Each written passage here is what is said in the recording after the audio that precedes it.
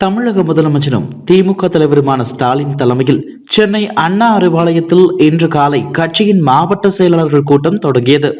Duraimurugan, TR. Balu உள்ளிட்ட கட்சியின் மூத்த தலைவர்கள் உட்பட அமைச்சர்கள், எம்எல்ஏக்கள் கலந்து கொண்ட இந்த கூட்டத்தில் ஸ்டாலின் எழுதிய 40க்கு 40 தென் திசையின் தீர்ப்பு என்ற புத்தகம் வெளியிடப்பட்டது.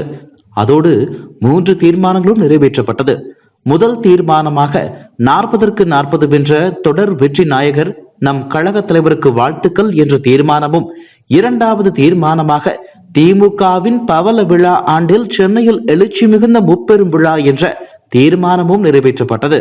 மூன்றாவது தீர்மானமாக உறவுக்கு கை கொடுப்போம், உரிமைக்கு குரல் கொடுப்போம் என்ற கலைஞரின் வழியில் மாநில உரிமைகளை காத்திடுவோம், தனது நீண்ட நெடிய அரசியல் அனுபவத்தினால் இந்திய ஜனநாயகத்தை காக்கின்ற தூணாக திகழ்ந்த முத்தமிழறிஞர் கலைஞரின் புகழினை போற்றுகிற வகையில் இந்திய ஒன்றிய அரசு 100 ரூபாய் மதிப்பிலான கலைஞர் உருவம் பொறித்த நாணயம் வெளியிட முன் வந்தமைக்கு இந்த மாவட்ட கழக செயலாளர்கள் கூட்டம் மனமார்ந்த நன்றியினை தெரிவித்துக் கொள்கிறது.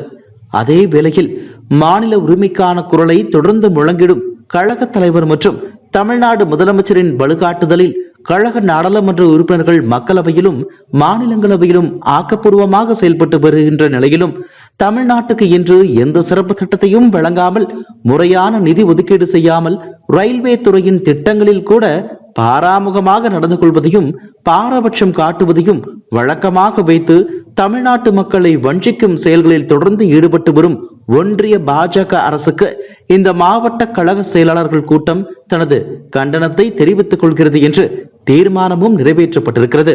திமுகவின் நன்றியும் எதிர்ப்பும் தமிழக அரசியலில் பரபரப்பாக பேசப்பட்டு வருகிறது. அதே வேளையில் திமுக குறித்து அதிமுக முன்னாள் அமைச்சர் ஜெயக்குமார் பேசும்போது, ஆட்சியை காப்பாற்ற வேண்டி பாஜகவுக்கு திமுக கூஜா தூக்குவதாகவும், அதனால்தான் கருணாநிதியின் நாணயத்தை வெளியிடும் மத்திய அரசை தாஜா செய்வதாக குற்றம் சாட்டியுள்ளார்.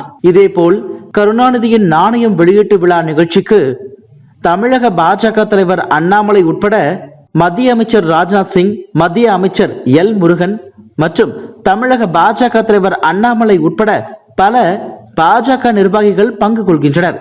இதனால் தமிழக அரசியலில் புதுவித பரபரப்பு ஏற்பட்டுள்ளது.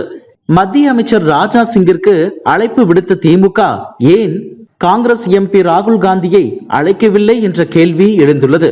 என்ன நடக்க போகிறது என்பதை பொறுத்திருந்து பார்க்கலாம்.